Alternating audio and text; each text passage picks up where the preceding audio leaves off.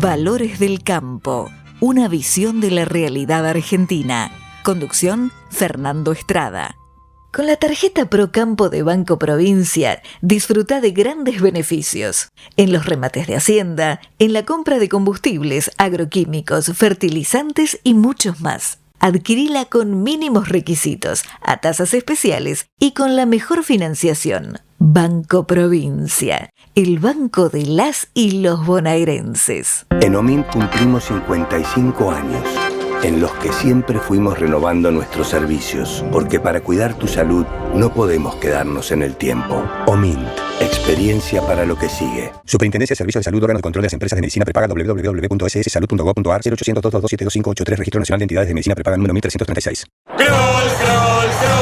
el colesterol. Aceite de canola Kroll reduce el colesterol. Kroll, el aceite ecológico. Activa tu carrera. Lidera tu futuro. En Universidad FASTA, elegí entre más de 30 carreras online diseñadas con innovación y trayectoria académica. Inscribite hoy y accede a importantes beneficios en la matrícula. Ingresa en www.ufasta.edu.ar/distancia. Universidad FASTA, conectando con tu futuro. ¿Cómo están, queridos amigos de Valores del Campo? Hoy vamos a empezar con una cosa muy antigua. Les voy a traer el recuerdo antiquísimo de Tales de Mileto. ¿Quién era este señor? Es uno de los primeros filósofos griegos, que nació, parece, en el año 640 a.C. Y el sistema que él elaboró se fundaba en la idea de que hay un principio universal para todas las cosas. Todo sale de ahí, lo contiene, es el que genera la totalidad de lo existente. ¿Y cuál es esa sustancia? El agua. Entonces, él inauguró así de alguna manera una reverencia con el agua que se ha mantenido a través de los siglos. Sin embargo, la actitud del hombre respecto del agua no siempre ha sido de tanta veneración. A partir de los grandes avances industriales y tecnológicos, el agua ha sido demasiado considerada un simple instrumento de producción, incluso en un nivel tan bajo, podríamos decir, como de recibir desechos. No ha sido suficientemente respetada en mucho tiempo. Pero, sin embargo, todos sabemos, incluso quienes la contaminan, saben que es esencial.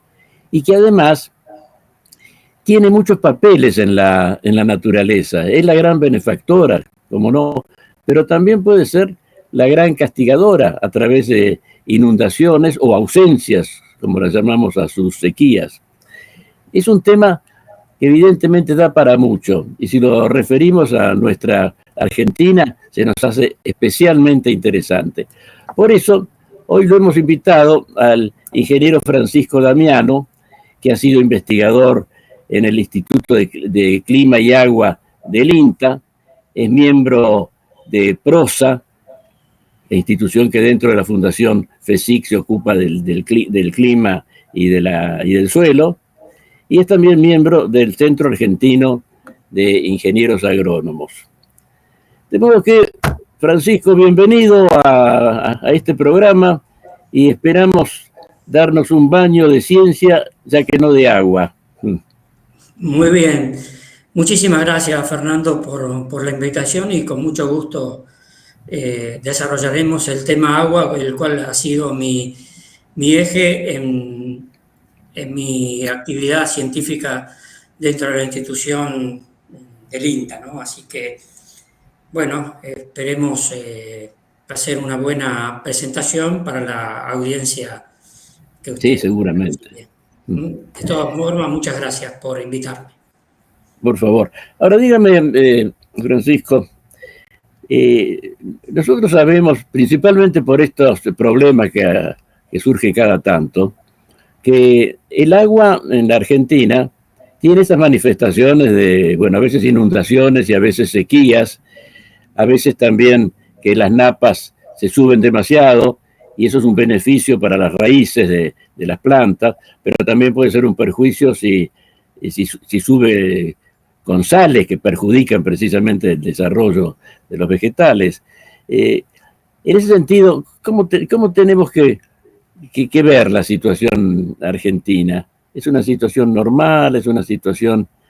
Bueno, usted sabe que hay una máxima muy buena, ¿no?, que dice que la ingeniería es la fe de ratas de la naturaleza, porque a veces la naturaleza hace algunas cosas que no nos gustan mucho y los ingenieros como usted aparecen y resuelven los temas, hacen esas obras de magia. Ilústrenos un poco en esa materia. Sí, muy bien. Voy a tratar de compartir la pantalla para que podamos ir mostrando algunas imágenes. Sí, sí. ¿No? Que me van a ir guiando un poco en el tema del agua. Bueno, como he preparado una guía, ¿no?, una hoja de ruta, del cual vamos a ir tratando diferentes temas en función también de las preguntas que se generen para una mejor comprensión hacia el público, ¿no? En algunos casos pueden ser que conozcan la temática agua, o aquellos que les interesa el recurso natural como un bien de la naturaleza. Como bien decía Fernando, ¿no?, voy a ir pasando rápido. El agua, y como la ilustró desde la antigüedad, ¿no?, tiene en nuestro país, en Argentina, yendo directamente a cómo enfocamos el tratamiento del agua y el uso y manejo del agua en la naturaleza para nuestro sistema de producción agropecuario y agrícola. En este caso, poniendo atención al agua como una unidad de planificación territorial, porque tanto ya sea en un diagrama de Venn, el cual estamos viendo, tenemos un territorio, tenemos un componente que ese territorio es una cuenca hídrica, y el agua en un circuito hidrológico y un balance de agua, ¿no?, allí. Y una de las cosas, atendiendo a la pregunta, una de las cosas en nuestro país es que el territorio no es homogéneo, ¿no?, y no es todo igual. Desde el punto de vista de las condiciones climáticas, podemos ver en esta gráfica, ¿no?, en la izquierda, cuáles son los registros de precipitaciones medias. Y ahí vemos muy claramente de que tenemos prácticamente el 70 al 75% corresponde al área árida y semiárida en nuestro país, y solamente el 25%, ¿no?, corresponde a la pampa húmeda, o sea, a la región con buena disponibilidad hídrica. Así que nuestra impronta como territorio, ¿no?, nos está diciendo que tenemos más falta de agua que exceso. Y allí es donde se obtiene lo que es un índice de aridez de Martone, y también vemos que mantiene la parte húmeda y hiperhúmeda, y respecto de la parte semiárida. Así que por allí tenemos que empezar a pensar y a desarrollar, es decir, cuál es la importancia del agua en nuestro país. Es muy importante porque en determinado momento puede estar en exceso y en otro momento estar en déficit, ¿no?, con sequía. Así que bueno, esa es una primer parte que hay que tener en cuenta cuando uno enfoca el manejo y uso del agua, ¿no? Tener esto. Y para ello, bueno, la planificación territorial es fundamental. En este aspecto, yendo más específicamente a lo que es el territorio, la República Argentina está dividida en cuencas hidrográficas, las cuales son donde el agua superficial escurre por superficie y va hacia un arroyo. Como les decía, el territorio está dividido en cuencas hidrográficas, de las cuales el otro concepto hidrológico son las cuencas hidrográficas, que acá es donde vamos a trabajar más, a hacer énfasis en cómo manejamos el agua. Son las cuencas hidrográficas y si bien parecen conceptos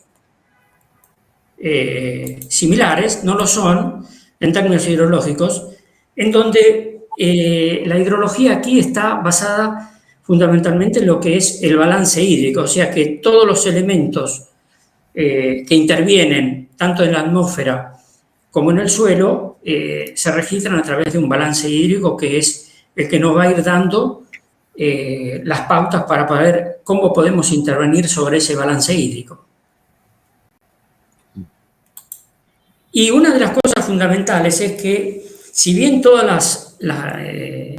los límites de las cuencas hidrológicas, tampoco como ocurría con el clima, no son homogéneas, sino que hay cuencas que son típicas, en donde en el balance, que lo podemos ver en la imagen de la izquierda, la variable más importante o la energía con la cual se mueve el agua más importante es el escurrimiento superficial, que prevalece sobre los otros componentes del balance hídrico, ya sea precipitación, evapotranspiración, infiltración y percolación. En cambio, en los sistemas hidrológicos no típicos, que mayoritariamente corresponde casi a nuestra llanura pampeana, el componente más importante es la evapotranspiración, o sea, el movimiento vertical, y en donde allí las condiciones atmosféricas y el sustrato en el suelo juega la mayor importancia. Con esto, bueno, un poco creo haber, Fernando, respondido a su pregunta y si ha sido claro, sí, podemos pasar a algunas de las otras temáticas que hemos preparado. Pero claro, usted ha explicado muy bien acá cuál es la imagen del agua en nuestro territorio, que es más complicado de lo que se suele pensar a primera vista. Sí, adelante entonces.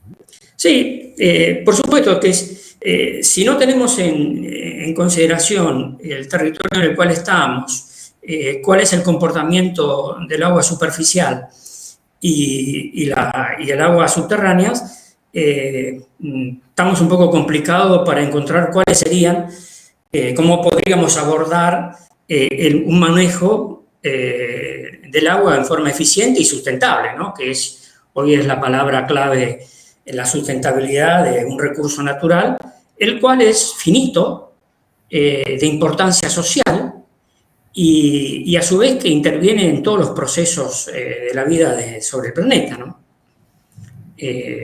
Así que bueno, el otro punto, ¿no? Que me gustaría desarrollar es cuál es la tendencia climática, ¿no?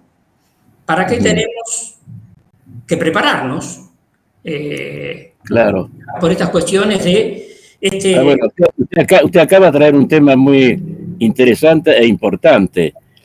El cambio de temperatura por el cambio climático y una posible modificación importante del panorama hídrico.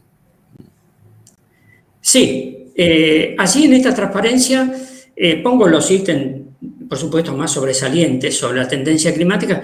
No soy especialista en la parte climática, ¿no?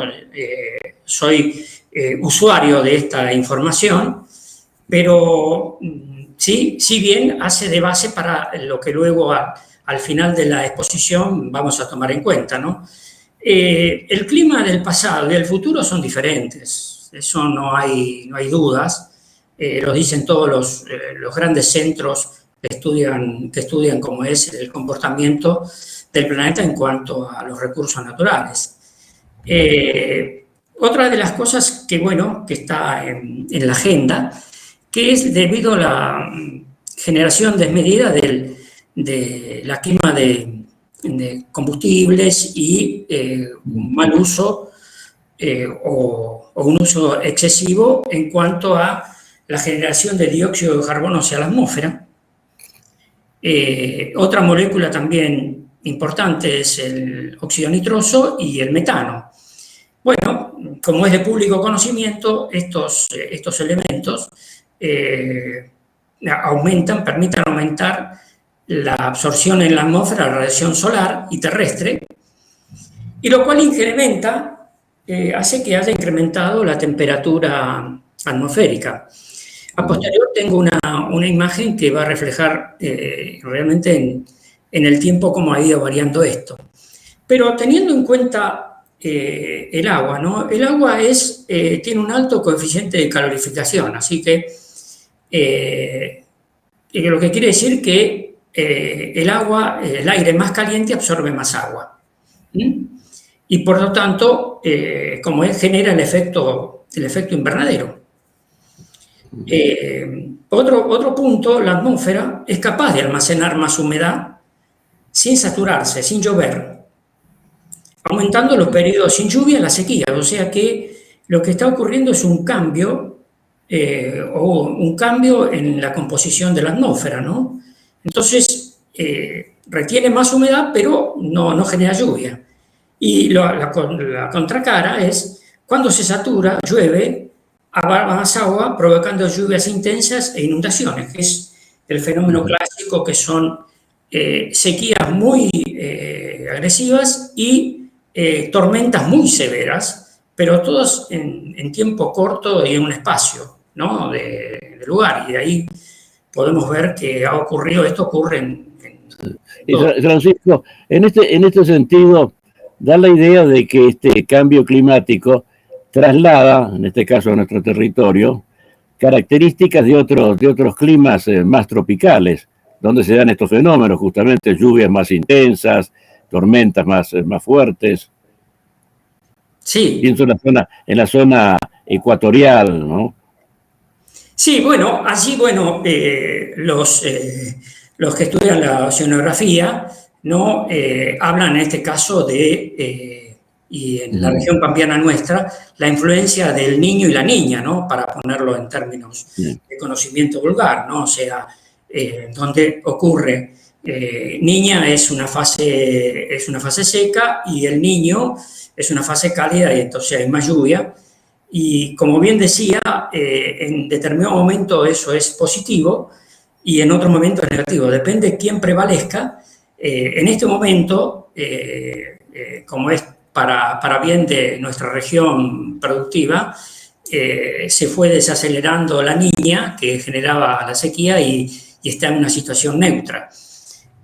Así que eso es una buena noticia. Pero bueno, los modelos globales estudian esto a nivel planetario, ¿no? Y impacta el cambio de temperatura en el Ecuador sobre la cantidad de lluvias o el régimen de lluvia que puede tener en nuestro país. Aquí simplemente muestro, es conocido, todo el mundo lo sabe, pero una serie de temperaturas. En nuestro país no tenemos registros muy extensos de las condiciones y parámetros meteorológicos, ¿no? Hay, en algunos lugares llega a un siglo, pero generalmente nuestro sistema de captura de datos empezó hace 60, 70 años con el Servicio Meteorológico, ¿no? Nacional. Y ahí se ve en la gráfica de la izquierda la media anual, cómo fue variando la temperatura de 1880 al 2020, ¿no? Prácticamente estamos llegando casi a 1 grado más. El planeta tiene un grado más respecto de la década del siglo XIX, ¿no? O sea, allí estaba por debajo de los valores de cero, o sea, estaba enfriando, pero después aceleradamente comenzó un proceso de aumento de la temperatura y bueno, los expertos han puesto ahora como límite el IPCC, ha puesto como límite que no puede pasar de 1,5 grados, por eso es que todos los años se reúnen para ver cómo está ese aumento de temperatura a nivel global. Y en la imagen de la izquierda, ¿no? Al aumentar la temperatura, o sea, a medida que aumenta la temperatura de la atmósfera. Y en la imagen de la derecha, la gráfica dice el cambio de temperatura en grados centígrados respecto de la densidad de vapor, que era como un cambio de 2-3 grados genera también un aumento de la densidad de vapor. Y ahí es lo que ocurría de que en determinado momento la atmósfera retiene más humedad, pero no descarga, no llueve. En otros lugares esas descargas se carga de humedad y genera, por llevar un caso, ¿no? Lo que ocurrió en Bahía Blanca, ¿no? Uh-huh. En Bahía Blanca ocurrió un hecho de estas características, o sea, una retención de humedad, o sea, muy importante en la atmósfera y descargó sobre un solo lugar. O sea que toda esa agua, en lugar de distribuirse en una superficie mayor, se concentró. Es decir que podemos atribuir esta catástrofe de Bahía Blanca al cambio climático.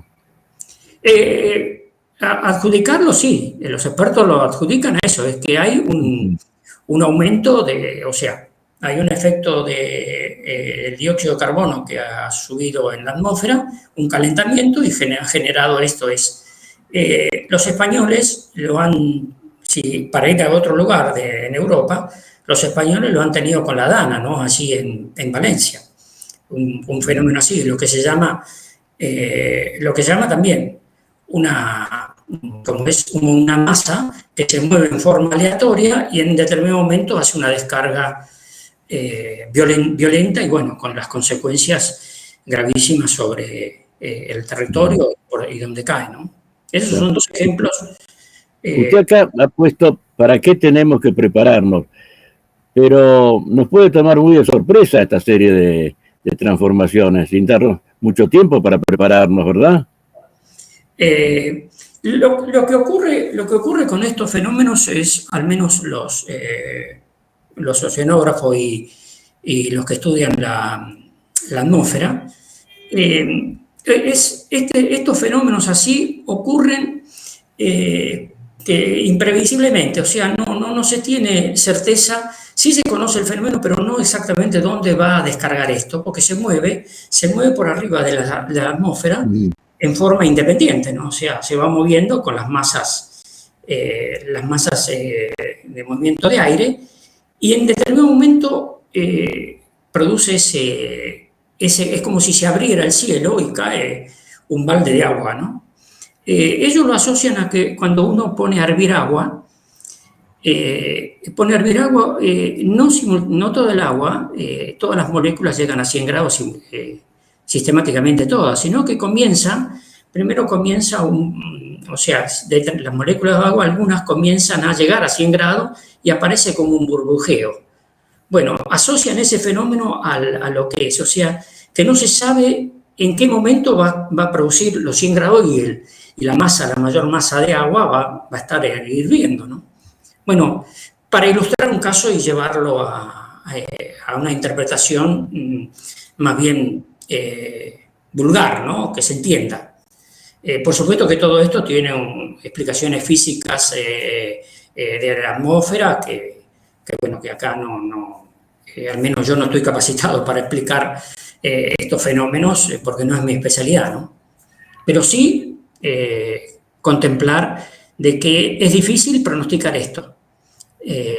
Y bueno, lo que sí se tiene en cuenta de que hay que reducir la emisión de dióxido de carbono, ¿no? Y los otros elementos, óxido nitroso y y metano, que son los generadores de este aumento de temperatura, ¿no? Sí, sí, sí. Y acá tenemos en el balance hídrico un promedio de crecimiento anual de lluvias que es bastante significativo. Exactamente.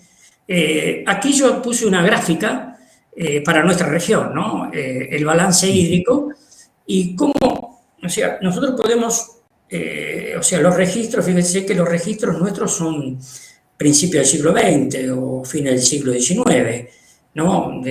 Algunos registros, pero que también pueden ilustrar cómo es esto, ¿no? Lo que es en la imagen de la izquierda, en la fase seca, ¿no? De 1930 a 1970, y se puede ver las isoyetas, ¿no? Que prácticamente ahí marcaba claramente la zona semiárida de la subhúmeda húmeda, que estaría en la isoyeta de 600 milímetros. Bueno, esta isoyeta, ante esta variabilidad, ahí se ha ido corriendo, y también se ha ido corriendo, como se ha ido corriendo 100 o 200 milímetros, en donde el área que originalmente era de invernada, el noroeste de la provincia de Buenos Aires, sur de Santa Fe y sudeste de Córdoba, ¿no? Toda esta zona era una zona de invernada, con pasturas, fundamentalmente alfalfa, y cultivos de verano, el girasol. Y hoy es una zona totalmente agrícola, ¿no? Ese corrimiento ha traído un beneficio de que ha ido incursionando hacia una cantidad de milímetros que podía hacerse en una agricultura de doble cultivo. Pero lo que suele ocurrir es que este aumento también, ¿no? Lo podemos ver en la imagen de la derecha, en donde tenemos el grado de vulnerabilidad que tenemos ante este aumento de lluvias, ¿no? Y ahí se ve toda esta cosa en azul, ¿no? ¿Cuál es la vulnerabilidad que tenemos en la zona mayoritariamente pampeana y el NOA y el NEA, ¿no? Esto es un registro de 40 años en donde se puede ver que la fase húmeda parte de 1970 a la actual. O sea que, por un lado, el agua es bendita y por otro lado, en determinado momento genera un riesgo y vulnerabilidad para la población o los elementos que están sobre la superficie, ¿no? Ya sea para las personas y también para los bienes, ¿no? Y aquí usted pone a la izquierda un mapa, dice la fase seca, 1930-1970. Sí. ¿Tenemos información fidedigna sobre cómo fue la fase anterior? Es decir, si hubo una fase húmeda, intensa, antes de 1930. Registros así así puntuales puede haber, pero así como para generar un mapa de estas características, porque para generar un mapa... Para eso no hay suficiente. No hay suficiente, entonces generalmente son hechos puntuales. Yo le pregunto por la posibilidad de que haya ciclos en este sentido, de fases secas y fases húmedas, en fin. Sí, esto está... sí, Fernando, esto está registrado, o sea, el registro del perfil del suelo marca esas fases, en donde, perfil geológico, ¿no? Por supuesto, en donde ahí uno puede ver que a través del tiempo de siglos, ¿no?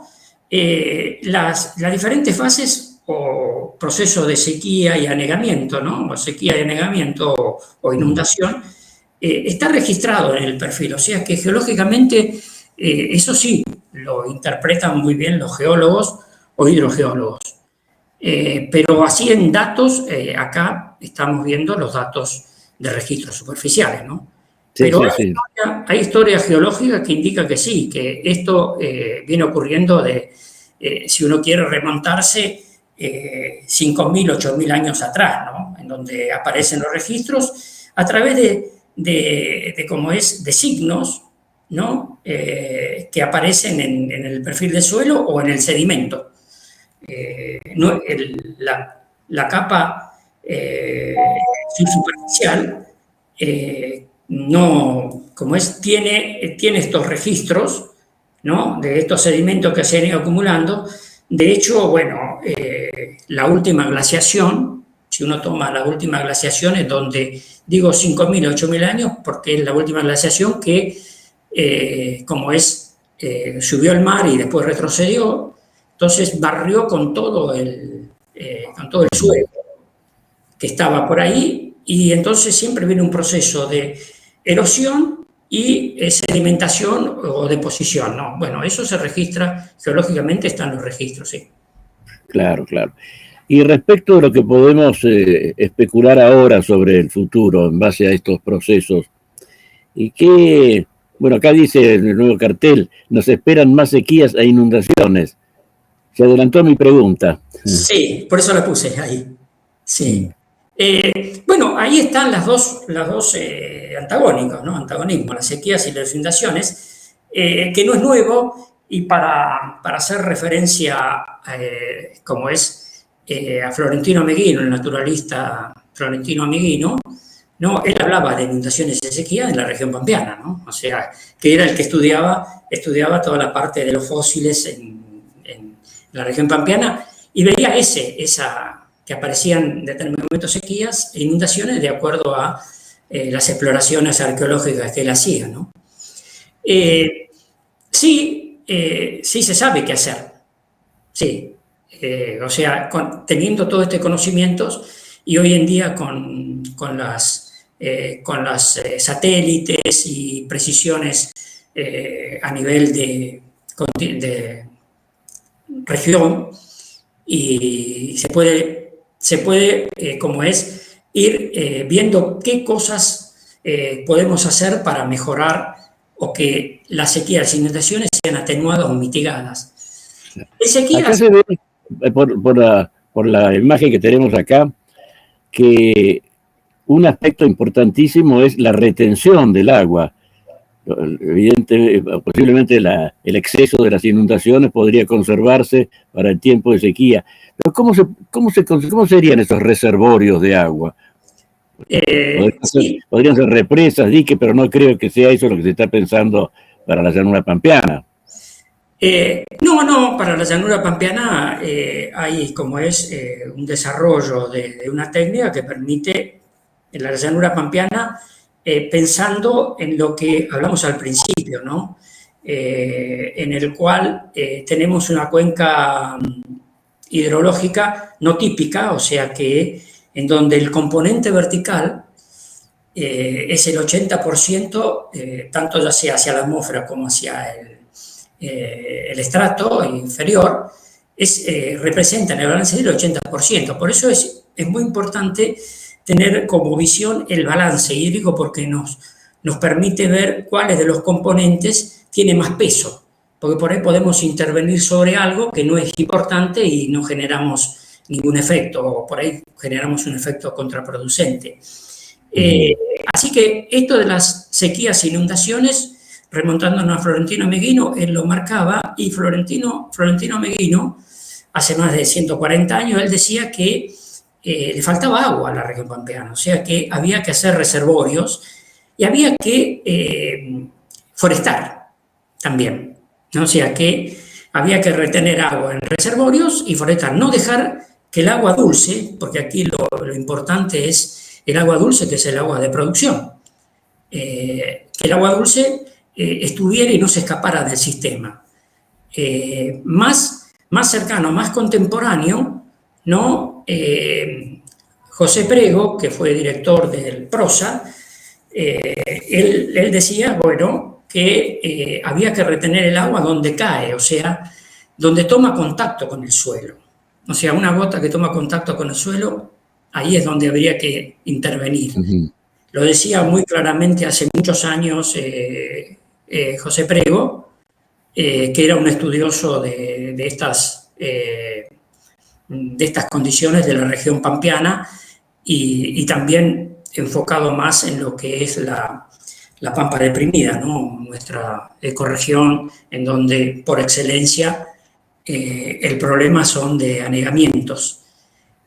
Así que allí, en sequías, es fundamental retener la mayor cantidad de agua que viene meteórica, ¿no?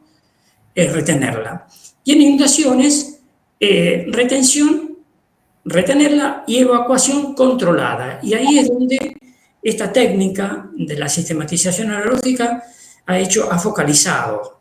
Es una técnica del INTA, que la ha ido desarrollando el INTA, y bueno, con el tiempo se fue ayornando, y bueno, en la época en que trabajamos, y sigo trabajando en esto, con las nuevas herramientas ha ido mejorando en forma exponencial, fundamentalmente por las herramientas que están disponibles hoy en día. En ese momento, ni Ameguí no tenía las herramientas de ahora, tampoco Prego tenía las herramientas que se tiene ahora, que son los satélites, y fundamentalmente la parte de modelos que permiten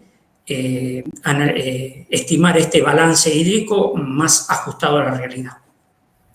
Ahora, este tipo de prevenciones supone una política a cargo del Estado, las provincias, el Estado nacional, lo que sea, pero digo porque no me parece que pudiera hacerse desde un punto de vista particular, porque tendrían que todos los propietarios, todos los arrendatarios de las zonas afectadas, poner en práctica estos sistemas, que hubiera una coincidencia para que se retuviera el agua de los excesos. Y eso me parece un poco difícil, un contrato social tan espontáneo me parece un poco difícil de lograr. Y en ese sentido, ¿existe algún tipo de política prevista para realizar estas prevenciones? Bueno, a irme un poquitito antes para decir, bueno, la pregunta va directamente a la gobernabilidad del agua en el territorio, ¿no? Sí, justamente. Esa gobernabilidad del agua es en las cuales todos los actores que intervienen, en este caso que puede ser en una cuenca, puede ser en un consorcio, puede ser a nivel institucional, ¿no? Tiene que haber un equilibrio entre los actores para alcanzar las metas de la sociedad. Y bueno, y allí, porque es muy importante también la parte legal, ¿no? O sea, el Código Civil dice que, bueno, que el agua es de dominio público y son bienes públicos, ¿no? Pero también la Constitución Nacional dice que el dominio originario es de las provincias. Y el agua no guarda, límites territoriales. El agua es un físico y los límites son naturales, lo que marca el agua. O sea, uno puede decir que, bueno, en el territorio de la provincia de Buenos Aires no se puede independizar de lo que ocurre en Santa Fe, lo que ocurre en Córdoba o en La Pampa, porque ahí están conectados, tanto ya sea la fase superficial como subterránea. Entonces, la gobernabilidad del agua es la que, digamos, es el contexto para poder abordar esta problemática que podemos tener tanto de sequía como de inundaciones, ¿no? Y aquí en esta transparencia, ¿no? Tenemos en el eje central la gobernabilidad del agua, y esto lo podemos asociar a lo que es, como es la rosa de los vientos, o sea, los diferentes latitudes, tomando como referencia, bueno, el norte y el sur, el este y el oeste, como para decir, bueno, esta gobernabilidad tiene que ir en todos los sentidos, como si fuera una rosa de los vientos, ¿no? Y allí está, todas las partes tienen que participar de esto, o sea, tanto ya sea la dimensión política, iguales oportunidades democráticas a todos los grupos sociales, la dimensión social, o sea que el agua es un bien de uso fundamental, ¿no? De acceso y uso equitativo, y ahí sí hay una dispersión o una franja muy grande entre... Claro, sí, ahí se trata de sintetizar Perdón, sí, respecto de la dimensión social, ahí se trata de sintetizar la realidad de que el agua potable tiene un costo al consumo. Sí. Sí, ese costo se ve reflejado en esa dimensión, ¿no? Donde en determinados lugares hay, como es una disponibilidad de 600 litros por día y en otros 10 litros por día, ¿no? O sea, que es vital para cualquier ser humano que está, y no solamente hablamos de eso. En ese sentido tendría que ser algo garantizado, lo necesario para, en fin, una cosa amplia, incluyendo la limpieza, todo eso, ¿no? Sí. Pero no olvidar el costo que tiene el agua, ¿no? Porque cuando se ve cómo se desperdicia, por ejemplo, en el lavado de las veredas, que se tiene una manguera abierta, y mientras el que está usándola la deja ahí un rato, conversa con el de al lado, va a hacer otra cosa. Ese tipo de costumbres me parece que tendría que empezar a ceder un poco, ¿no? Sí. Uno ve, bueno, los que vivimos en la zona no rural, sino urbana, y bueno, vemos transitar, cuando transitamos por la vereda, como es el agua, se usa el agua para de vereda, la potable. Y todo eso genera un costo de potabilización y se desaprovecha. Así que ese es uno de los, como es conservar el agua. Y bueno, alguna vez, tal vez por ahí a nivel de ciudad, ¿no? De reciclar el agua, y para esos usos, no solamente limpieza de veredas, sino todo el agua que puede ser que se usa en los depósitos, en los cuales no se requiere agua totalmente, como es, potabilizada, sino que se puede. Así que ese es uno. Por eso está la dimensión política. Y así era la otra parte que decía, ¿no? Esto tiene que tener, como es, una dimensión política, o sea que políticamente tienen que gestionarse estas herramientas para poder ser más eficiente, y en este caso ser ahorrativo en usar un recurso realmente para lo que es usar el agua potable para consumo y para los alimentos. Y en el campo, tal vez el enfoque al cual, como agrónomo, estoy focalizado más en la parte rural que en la urbana, ¿no? Por supuesto, bueno, allí también, para la parte de rural, estaría lo que es, como es el uso eficiente, ¿no? En la dimensión económica, ¿no? Económica de uso, a través de mejorar tecnología y gestión del agua. O sea que también en la parte de agricultura, porque la agricultura también consume muchísima agua para producción, ¿no? Los cultivos consumen una cantidad de agua significativa, y que es agua dulce. Y por otra parte, para los ambientalistas, está el uso sostenible, que es el oeste, digamos, de la gobernabilidad del agua.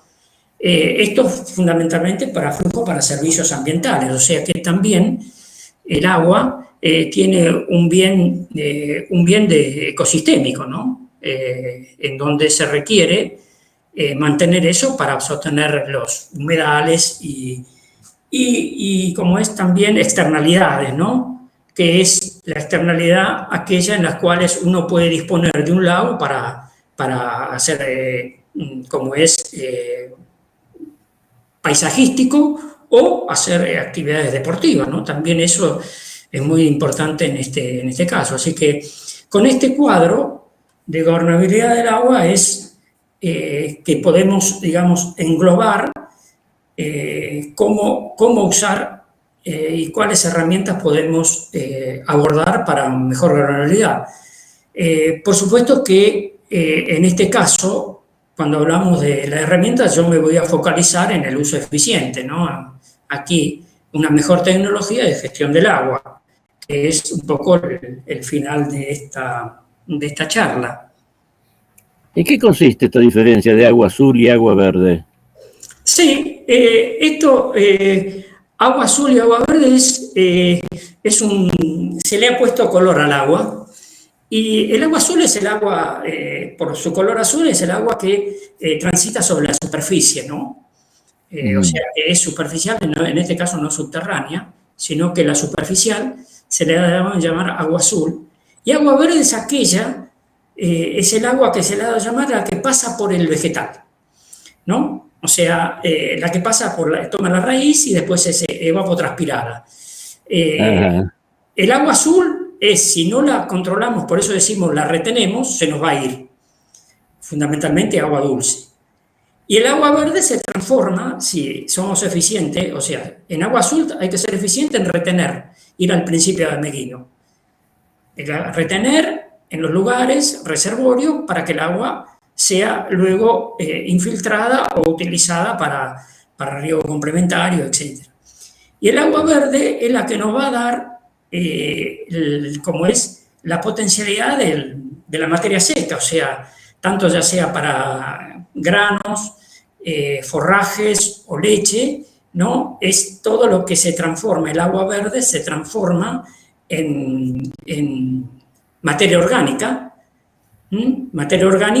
y como es, y fibra.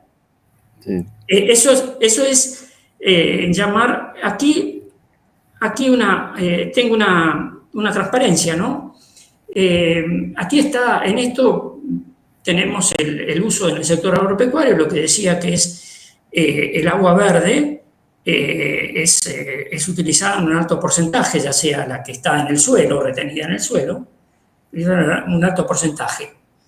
Pero esto es lo que marcaba con respecto a los usos consultivos, o sea, para producción. Y bueno, ahí vemos un gráfico de torta, ¿no? Cómo es el total, cuál es el agua, cuáles son los diferentes usos, ¿no? Y vemos que hay la mayor parte es con riego, porque si bien el riego ocupa una menor superficie, un 20%, pero tiene una mayor producción, 40%, respecto en agricultura de secano, que es el 80%, y produce el 20%. O sea que allí tiene lo que es como identificado por color el agua está en su sistema de producción. Y en esta gráfica, en la otra que yo había puesto, hoy se habla, o sea, los bonos de carbono, que hoy están popularizados, si bien todavía Argentina no cotiza en bonos de carbono, sino que son voluntarios, ¿no? Pero con la huella de carbono. Bueno, en el mismo sentido tiene que ir, y ya se indica esto, la huella hídrica. ¿Qué quiere decir esto? Que también esto se va a tener en cuenta en poco tiempo con respecto a cuánta agua se utiliza para generar o producir un determinado bien, ¿no? Y allí está lo que es simplemente puesto una referencia, por poner algo muy simple, pero está para todos los productos que producimos, ya sea carne, leche, café. Bueno, en este caso, por supuesto, estos son datos como es generados en otro lugar, no en otro país, sino tomados de Europa, en donde vemos que producir una naranja requiere 80 litros de agua. Y así todo, producir un kilo de carne, 15.000 litros de agua, y así para cada producto marca. Bueno, esto es lo que se llama la huella hídrica. Y allí la huella hídrica estaría en verde, que es el agua de lluvia, que no genera escorrentía ni percola hacia las otras. O sea que es el agua directamente utilizada por las raíces de los vegetales. Sí, sí. El agua azul se refiere al consumo de los recursos, o sea, en este caso, agua superficial o subterránea, que es lo que veíamos en el riego, ¿no? Y el agua gris, y aquí está una cosa importante que es, esta se refiere a la contaminación porque las aguas, como bien dijo al principio Fernando, el agua se contamina también por un mal manejo, se contamina por exceso de uso de fertilizantes, o sea, que percola, en este caso los nitratos, y es lo que se requiere, o sea, para que entre la huella, es la cantidad de agua que se requiere para asimilar la carga de contaminantes. ¿Qué es esto? Es lo que se dice también en un río, cuánta agua, el caudal, lo que llaman el caudal ecológico. Por eso es que los ríos y arroyos, cuando se secan, pierden ese caudal ecológico. Entonces, y si se hace uso, más todavía. Entonces, mantener un caudal ecológico que permita que se mantenga los microorganismos y algas y demás. Ahí tenemos aplicado en la huella hídrica, identificado por color.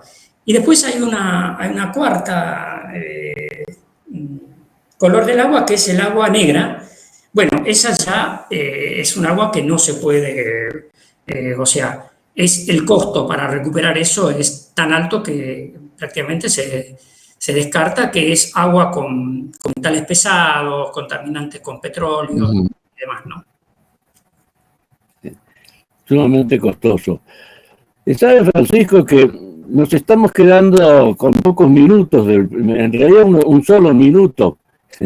Así que yo le exhortaría a que hiciera así una recomendación, un consejo al país acerca de cómo tenemos que encarar el tema del agua en la Argentina.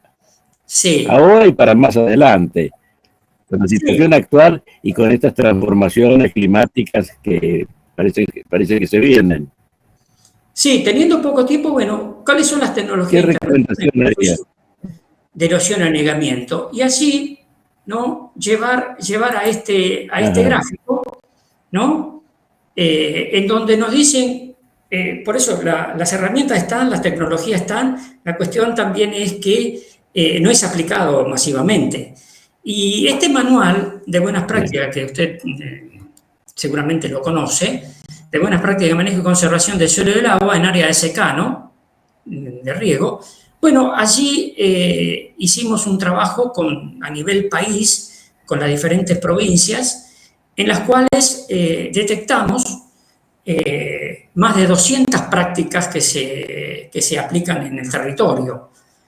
Y llevado estas prácticas al control de erosión, hay 62 prácticas que están disponibles, probadas científicamente y aplicadas. Lo que ocurre es que no trasciende en la medida por el grave problema. En este caso tenemos 100 millones de hectáreas con algún problema de afectación de erosión en diferentes grados, y solamente la superficie tratada para corregir la erosión hídrica son 2 millones, o sea, es un 3%. Prácticamente tenemos un problema insignificante lo que estamos, para aquellas que han aplicado prácticas. Y para la parte del agua, en este caso el hidromorfismo y alomorfismo, las prácticas que hemos detectado 24 prácticas y el área afectada 12 millones de hectáreas. Solamente tenemos, como es bajo obras, menos de medio millón de hectáreas. Puede haber un poco más, un poco menos, pero es esto. Esto es un trabajo que tenemos, que para manejar el suelo y el agua tenemos un total de 214 prácticas disponibles y probadas ya sea por organismos del Estado, instituciones y a su vez privado también. Bueno, le agradezco muchísimo, Francisco, esta gran colaboración que ha tenido con nuestro programa, y estoy seguro de que va a ser para bien. En la medida que se conocen estas verdades, estas realidades, se enmiendan las conductas que traen tantos trastornos ecológicos, ambientales, políticos, sociales, porque se trata de cuestiones sumamente abarcadoras. Así que, sí, allí, si una vez tengo, más, le agradezco profundamente su participación. No, muy bien. Si tengo un minuto más, si tengo algún minutito más, tengo un resumen aquí que, sí, como para cerrar el tema, ¿no? Así, dice, consideraciones finales del agua, un resumen, y ahí podemos, las normas legales del agua regulan el comportamiento de los vecinos, pero no la solución a problemas que es exclusivamente técnico. Y ahí tenemos esa faceta de la parte política, ¿no? El agua no desaparece solamente, se traslada, o sea que no se pierde, siempre está en un ciclo. En la región pampeana, del 90 al 96% del agua se mueve verticalmente, que es lo que habíamos hablado con este tipo de la llanura. El agua se evapora por metro cuadrado en contacto con el aire, o sea que el término, hoy los europeos usan litros por metro cuadrado, nosotros seguimos todavía usando milímetros, pero es equivalente. Es mucho más fácil y económico manejar el agua antes de que se acumule libremente, que va a generar escorrentía y pérdida. El agua se encuentra y se mueve en el aire, la superficie, el suelo y el subsuelo. Todo está conectado y funciona como una unidad, o sea que no podemos, es indivisible eso, o sea que cuando tenemos que actuar con alguna práctica tenemos que tener en cuenta esto. Debido a costos y en obras rurales es posible controlar el agua en algunos de esos estados solamente, ¿no? O sea que no quiere decir que como es con el control de la sistematización y agrihidrológica podemos controlar todo, pero se puede mitigar en determinados lugares y manejar mejor el agua y que sea sostenible para la producción. Es muy bueno tener estos consejos y reglas que evidentemente son fáciles de entender, no sé si eran tan fáciles de aplicar, pero ciertamente son hacederas. Una vez más, entonces, Francisco, muchas gracias. No, gracias Fernando por darme la oportunidad de poder expresarle a la audiencia algún conocimiento adquirido durante unos cuantos años de estudiar. Estamos para eso. Muchas gracias otra vez. Igualmente. Hoy hemos hablado con el ingeniero Francisco Damiano y nosotros volveremos a encontrarnos en nuestra próxima edición de Valores del Campo. Hasta entonces. Con la tarjeta Procampo de Banco Provincia, disfruta de grandes beneficios. En los remates de Hacienda, en la compra de combustibles, agroquímicos, fertilizantes y muchos más. Adquirila con mínimos requisitos, a tasas especiales y con la mejor financiación. Banco Provincia, el banco de las y los bonaerenses. En OMINT cumplimos 55 años, en los que siempre fuimos renovando nuestros servicios, porque para cuidar tu salud no podemos quedarnos en el tiempo. OMINT, experiencia para lo que sigue. Superintendencia de Servicios de Salud, órgano de control de las empresas de medicina prepaga, www.sssalud.gov.ar, 0800-227-2583, Registro Nacional de Entidades de Medicina Prepaga número 1336. Kroll, baja el colesterol. Aceite de canola Kroll reduce el colesterol. Kroll, el aceite ecológico. Activa tu carrera. Lidera tu futuro. En Universidad FASTA, elegí entre más de 30 carreras online diseñadas con innovación y trayectoria académica. Inscribite hoy y accede a importantes beneficios en la matrícula. Ingresa en www.ufasta.edu.ar/distancia. Universidad FASTA, conectando con tu futuro.